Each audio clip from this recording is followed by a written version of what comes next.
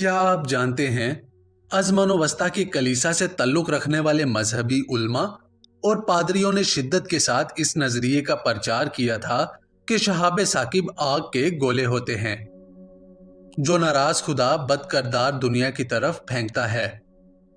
अहले कलीसा शहाब साकिब की अखलाकी नोयत इस तरह बयान करते थे कि ये शहाब साकिब खुदा की तरफ से इस तलवार की तरह है जो मुनसफ अदालत में अपने और मुल्जिम के दरमियान रखता है। इन लोगों की भी मुजम्मत की जाती थी जो ऐसी खुदाई तनबीहा की परवाह नहीं करते थे। ऐसे लोगों को इन बछड़ों से तशबीह दी जाती थी जो अनाज भरे कोठे के दरवाजे की तरफ देखते रहते हैं। 17वीं सदी के इख्तिताम तक भी हलफ लेने की वजह से फल्कियात के प्रोफेसर साहिबान ये नहीं पढ़ा सकते थे कि शहाब साकिब तबई कवानीन के ताबे अजराम फल्की होते हैं, लेकिन साइंसी मालूमात को ज्यादा अरसे तक दबाए रखना नामुमकिन था।